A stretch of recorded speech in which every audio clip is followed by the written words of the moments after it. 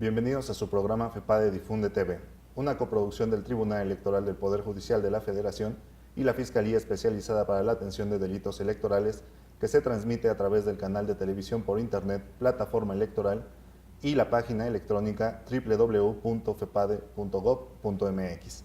El día de hoy nos acompaña la doctora Flavia Freidenberg, quien es investigadora titular B de tiempo completo en el Instituto de Investigaciones Jurídicas, así como profesora del posgrado en la Facultad de Ciencias Políticas y Sociales de la misma universidad, además de miembro del Sistema Nacional de Investigadores.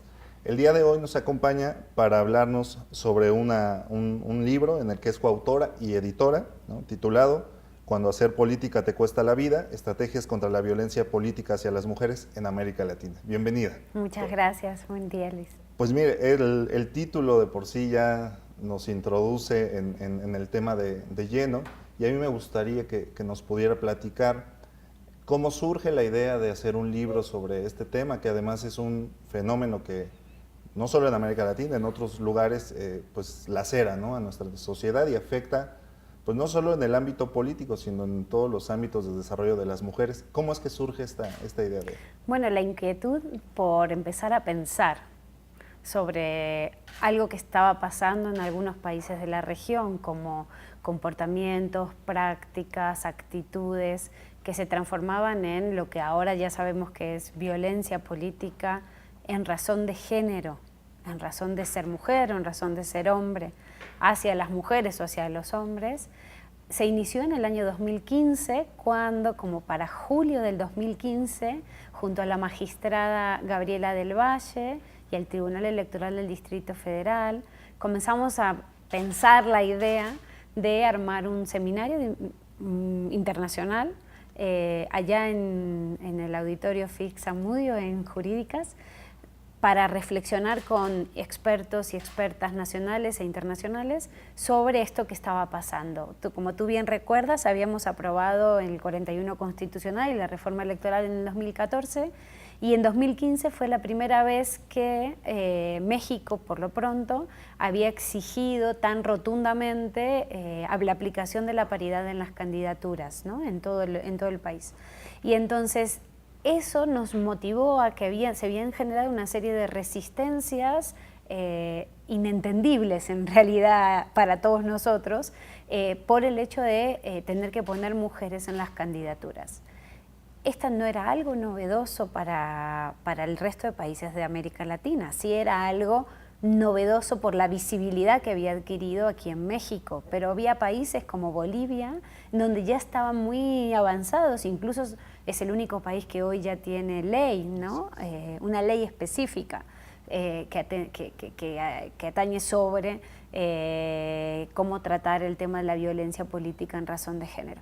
Entonces lo que se nos ocurrió es invitar a colegas de otros países de la región. Trajimos como a 24 colegas de la región y de otros lugares de México, y durante 3 días, en noviembre del 2015, conversamos, aprendimos, compartimos experiencias, y este libro, Cuando hacer política te cuesta la vida, lo que está intentando es recoger la mayor parte de los trabajos que se presentaron en ese seminario, y además invitamos a otras voces que o bien eran moderadores del seminario o bien habían apoyado el seminario pero no habían participado con ponencia ya en el seminario, a que escribieran capítulos, ¿no? Entonces creo que es una obra que son de las obras que yo siempre digo que a mí me apapachan el alma, porque son esas obras que uno consigue articular a un grupo de autores muy diversos. Hay gente que escribe desde Argentina, desde Bolivia, desde Perú, contando las experiencias de los casos en cada uno de los países. Hay gente que escribe desde Chiapas, desde Oaxaca, que son hoy por hoy nuestros casos más llamativos, ¿no? Son los casos rojos, dicen en la FEPADE, ¿no?, por el número de denuncias que tenemos, ¿no?, aquí en México. Hay capítulos que se escriben desde la academia y hay capítulos que se escriben desde la experiencia del activismo social, y hay capítulos que se escriben desde el ámbito jurisdiccional. Entonces hay una combinación muy interesante, ¿no?, de hombres y mujeres que definen, que conceptualizan, que presentan estrategias sobre cómo atender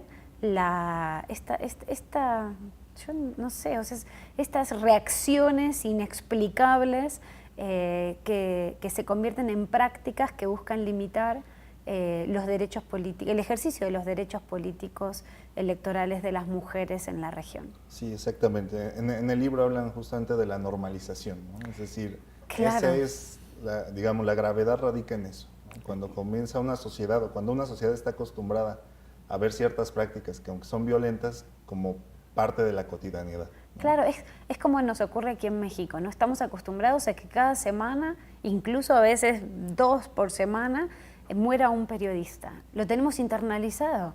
Es una barbaridad. O sea, no podemos internalizar y asumir que eso es el costo del ejercicio de la libertad de expresión. En este caso es lo mismo. No podemos asumir que el costo de que una mujer quiera triunfar en política sea padecer violencia, ya sea física, digamos que, yo sé que voy a decir una barbaridad, pero la violencia física uno la ve, entonces como que a uno le impacta más. Pero a mí me impacta también el otro tipo de violencia, ¿no? La violencia más simbólica, la violencia más invisible, la violencia del día a día, ¿no? La violencia de no invitarte a las reuniones que por el ejercicio de tu cargo te correspondería estar ahí, la violencia de los comentarios con bromita, ¿no? O sea, que son sexistas, que son misóginos, ¿no? La violencia de los insultos, la violencia de la presión por tener que hacer las cosas mucho mejor porque ahora te dieron la oportunidad de ejercer un cargo, como si ese baremo se usara también para los hombres, cosa que no es cierta, ¿no? Entonces hay múltiples violencias en un contexto de violencia.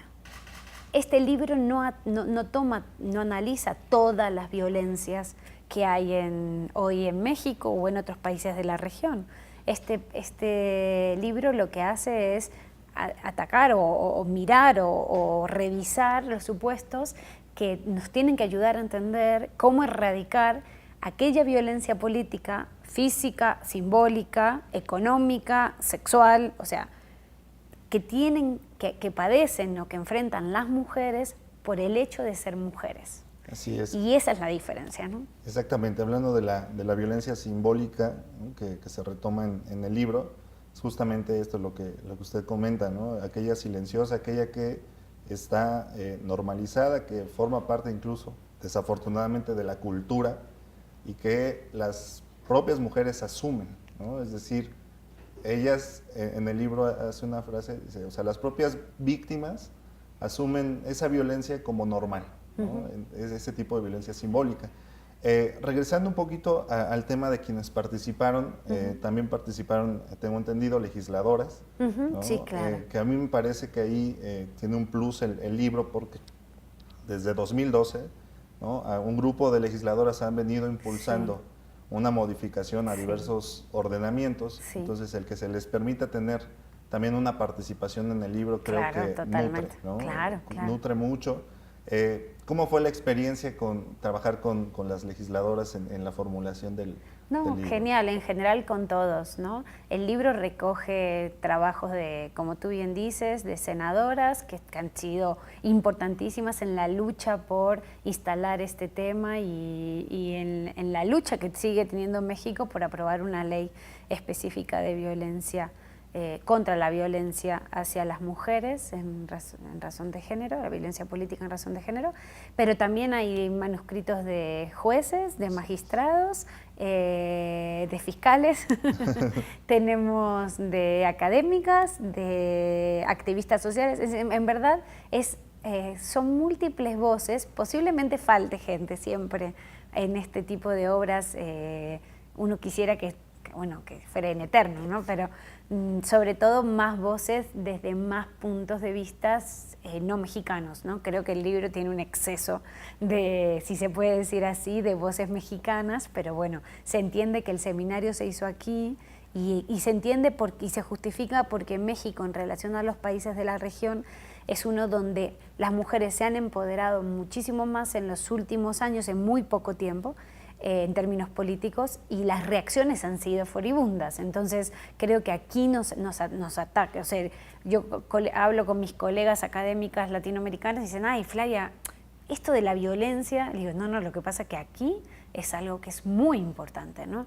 Entonces, en términos, no es que no sea importante en los otros países de la región, solo que como hemos empoderado a tantas mujeres, y hoy, yo creo que hoy, martes, tenemos que estar todos muy felices porque Coahuila tenía una mujer presidenta municipal y hoy tiene 14, ¿no? Entonces, claro, estos cambios radicales en México, yo siempre le enseño a mis alumnos que va más lento que el resto de los países, pero cuando hace cambios los hace con todo, ¿no?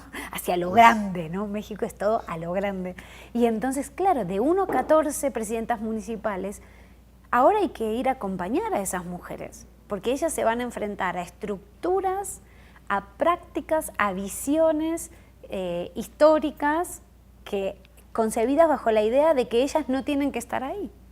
Y eso lo que genera, no es que la paridad trajo la violencia existía, lo que pasa es que esto visibilizó, ¿no?, la violencia. Exactamente, la magistrada Otalora en unas líneas justamente del libro hace referencia a eso, ¿no? Es decir, no es que no existiera, sino cuando se empieza a empoderar la mujer, es cuando se comienza a ser más visible la reacción, ¿no?, de los hombres, e incluso algunas mujeres que se siguen oponiendo, ¿no? Totalmente. Y retomando también el acompañamiento que se debe dar, ¿no?, a quienes ahorita ya consiguieron un cargo, lograron obtener un cargo, no se queda ahí, ¿no? Es decir, no se queda en la postulación, porque en el libro hay un dato en el que señala que, de acuerdo con la CEPAL, ¿no?, hay un incremento de presencia de mujeres en los órganos de gobierno, en particular del legislativo, ¿no?, del 9 al 28%. Total, a nivel nacional. Sin embargo, cuando se hace también un estudio a estas mujeres legisladoras, ellas refieren en el 40% haber sufrido algún tipo de violencia, ¿no?, ya en el cargo, no solo previo, ¿no?, que en la campaña es cuando lo podemos ver, sino ya en el ejercicio del cargo, de ahí la importancia de darle. Claro, y tú piensas que ese cambio lo hemos hecho en 30 años. Hemos pasado de 9% de legisladoras nacionales hasta 28 puntos porcentuales de legisladoras nacionales en los congresos nacionales, digamos, ¿no?, de América Latina en 30, 40 años, ¿no? Ahora tenemos una deuda con la política local. México está en un 12 o al 14% de presidentas municipales, ¿ya? En los próximos años esto va a cambiar sustantivamente, fíjate, Coahuila, o sea, esto va a cambiar y esto va a generar reacciones. Entonces, los demócratas tenemos que inocular, tenemos que hacer cosas, por eso el libro dice, bueno, en términos proactivos, o sea, no nos quedemos con el diagnóstico, ¿no? Claro. ¿Qué hacemos, no? Necesitamos leyes, necesitamos aprobar una ley que tipifique y que sancione los casos de violencia política hacia las mujeres. Pero también necesitamos que los partidos políticos se quiten el velo. Claro. ¿No? El velo. ¿Se acuerdas cuando dicen, cuando uno no tiene perspectiva de género, te dicen, te tienes que quitar el velo, ¿no? Bueno, yo creo que los partidos políticos latinoamericanos en general no les gustan las mujeres. Porque si les gustaran las mujeres, pondrían más mujeres como candidatas y no harían tantas cosas para evitar que las mujeres sean candidatas o ejerzan el poder. Claro. Entonces el libro además propone, y hay varios capítulos que presentan, ¿no?, opciones, estrategias, qué hacer, ¿no? Los partidos son los primeros responsables de la democracia en nuestros países, entonces los partidos políticos tienen que visibilizar que hay violencia incluso dentro de sus organizaciones, tipificar adentro de sus estatutos qué pasa y cuáles son esos casos de violencia. Claro. Y establecer cómo lo van a sancionar. Sí. Entonces, un político que en el ejercicio de su cargo ejerza violencia hacia una compañera de partido, hacia otra colega que está ejerciendo un cargo con él, ¿qué va a hacer el partido político frente a esa persona? Claro. Y esas son las preguntas que tenemos que hacerle a los partidos. Sí, vamos a una pequeña pausa, claro que si sí, me lo permite, y continuamos conversando con la doctora Flavia Freidenberg.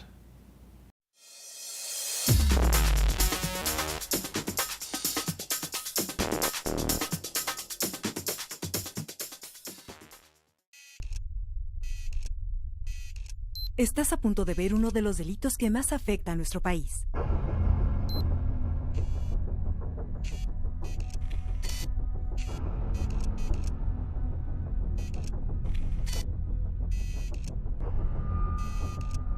La compra de votos es un delito. Si alguien lo intenta o lo sugiere, denúncialo ante la FEPADE. Contigo, México es más. Súmate.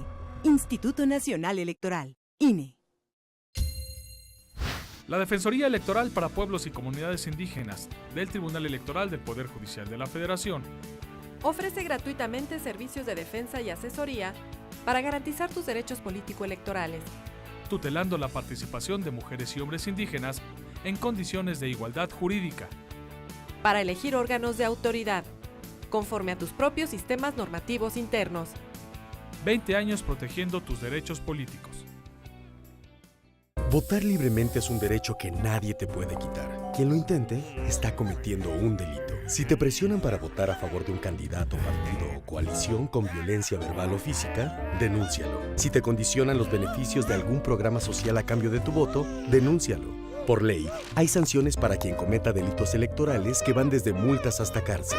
Acude a la FEPADE o a cualquier ministerio público. Fiscalía Especializada para la Atención de Delitos Electorales. Instituto Nacional Electoral, INE. A lo largo de 20 años, el Tribunal Electoral del Poder Judicial de la Federación ha impartido justicia electoral para favorecer tus derechos de participación política, como votar y ser votado, derecho a la información, libre afiliación y asociación, además de impulsar la participación política de la mujer y la defensa de los derechos de los pueblos y comunidades indígenas. Nuestro compromiso es dotar de certeza a los procesos electorales. Tribunal Electoral del Poder Judicial de la Federación, 20 años protegiendo tus derechos políticos. El blindaje electoral es cuidar que los recursos de los programas sociales sean usados de manera correcta y no con fines políticos en épocas electorales. Esto mediante acciones que lleva a cabo la Sede Sol. La FEPADE persigue los delitos electorales como el condicionar programas sociales a cambio de brindar el apoyo a candidatos o partidos políticos. El órgano interno de control se encarga de recibir todas las quejas y denuncias en contra de los servidores públicos de la Sede Sol en caso de que cometan alguna infracción en contra de tu derecho a votar. Tus derechos políticos son derechos humanos. El Tribunal Electoral del Poder Judicial de la Federación los protege y tutela mediante la impartición de justicia electoral abierta. Cada sentencia del Tribunal Electoral del Poder Judicial de la Federación contribuye a protegerlos y fortalece los principios que rigen los procesos electorales. Tribunal Electoral del Poder Judicial de la Federación, 20 años protegiendo tus derechos políticos. El blindaje electoral es una estrategia de política pública de la Sede Sol con el fin de prevenir y evitar que los programas sociales influyan en las elecciones, garantizando la correcta aplicación de los recursos públicos. Si un servidor público facilita personal a su cargo, dinero y servicios que tiene para el desempeño de sus actividades en apoyo de un candidato o partido político, es un delito electoral que persigue la FEPADE. El órgano interno de control sanciona administrativamente toda irregularidad cometida por los servidores públicos de la Sede Sol en materia electoral.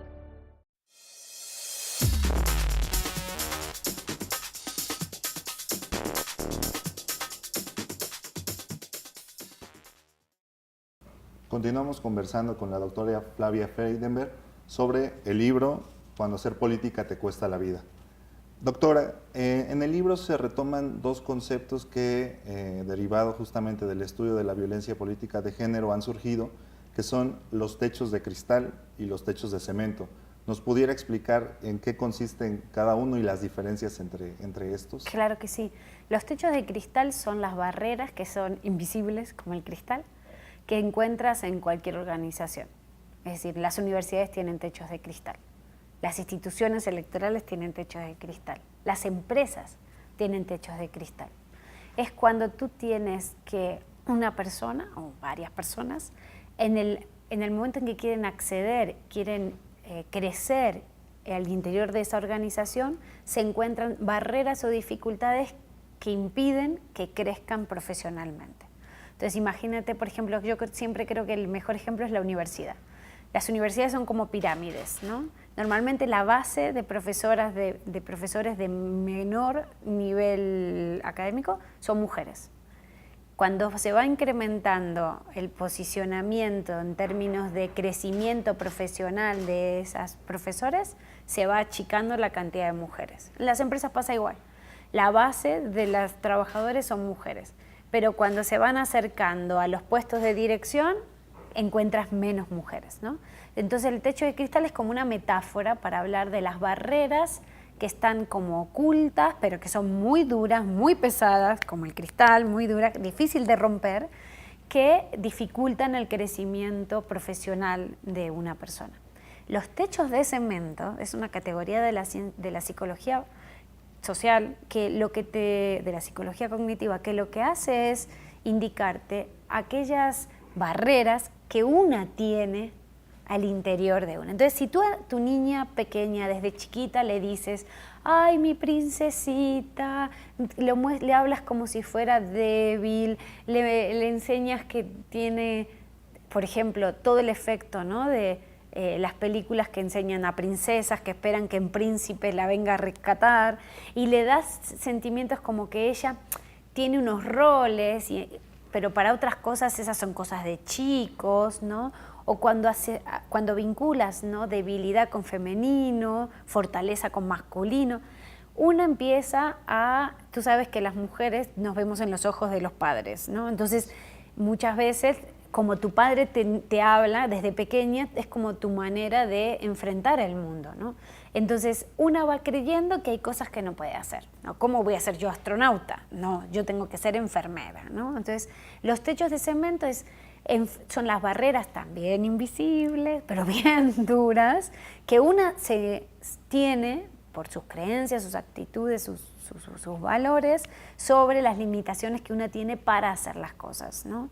Y estas son dos dificultades que tenemos que cambiar, son como instituciones informales, digamos, ¿no? Sí. Que tenemos que transformar. Sí, y justamente hablaba en el bloque anterior, el libro no se queda en el diagnóstico, sino va en la búsqueda de estrategias, y en esa parte específica del libro se habla de estrategias multidimensionales, sí, ¿no? Es decir, que busca abarcar partidos políticos, instituciones de gobierno, pero también el ámbito educativo, justamente por lo que usted menciona, ¿no? Es decir, cuando se enraizan los estereotipos, los roles de género, ¿no?, en los niños, es cuando ellos comienzan a replicarlos en su vida conforme se va desarrollando.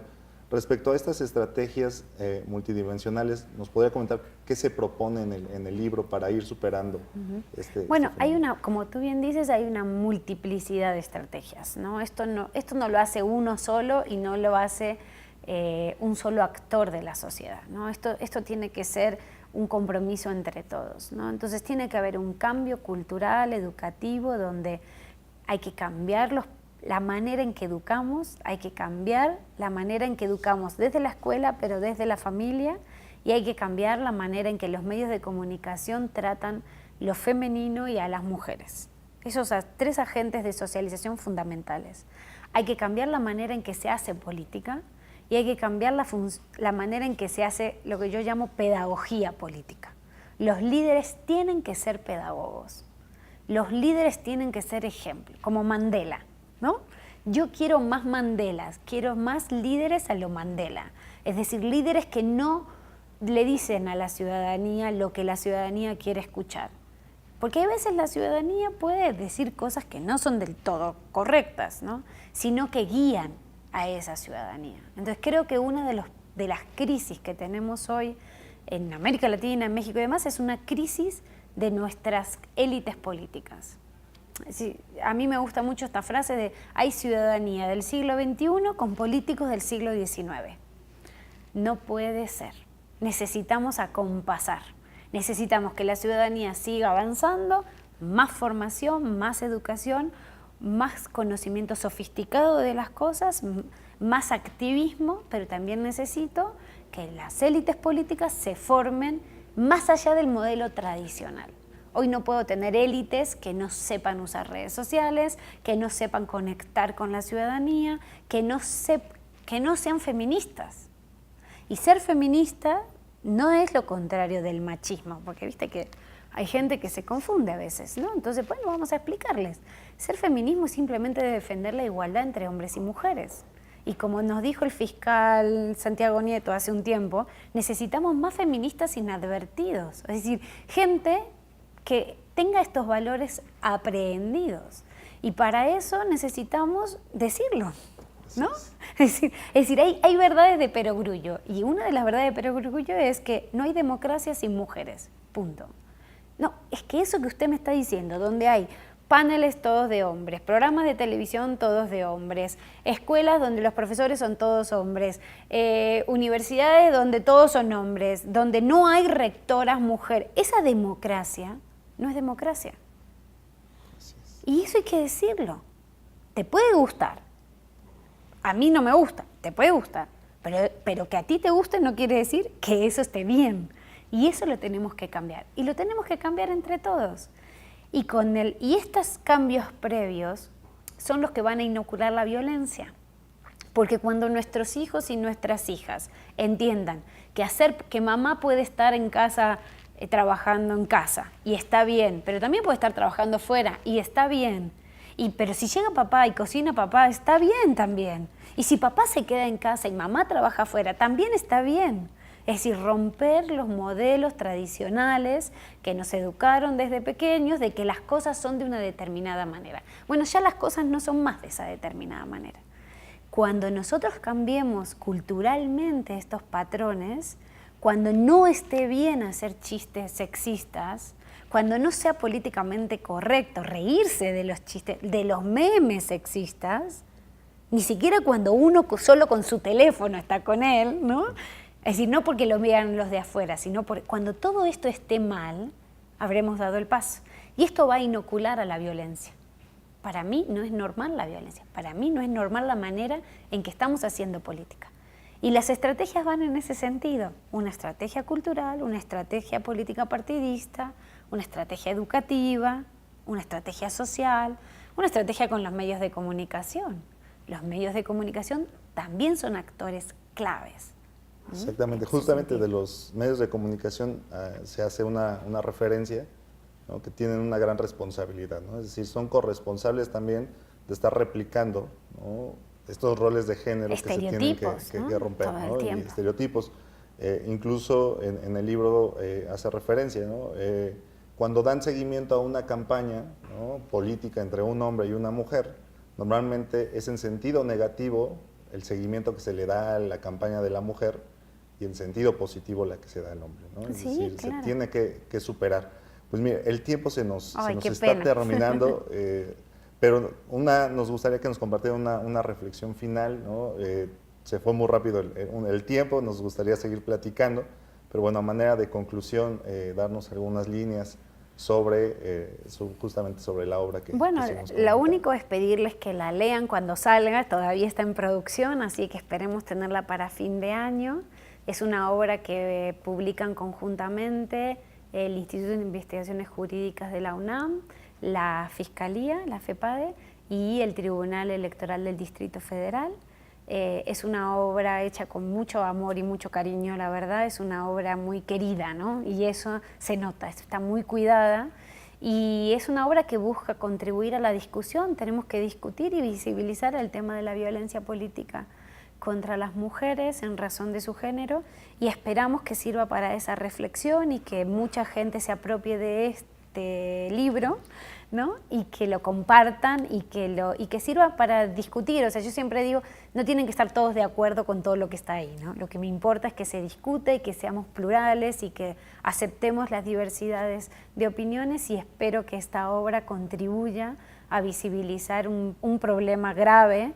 Hemos tenido este año, según datos de la FEPADE, más de 172 denuncias. No puede ser que hoy las mujeres no puedan hacer política en igualdad de condiciones que los hombres en América Latina, y eso hay que cambiarlo. Pues muchas gracias por habernos acompañado, y me gustaría finalizar.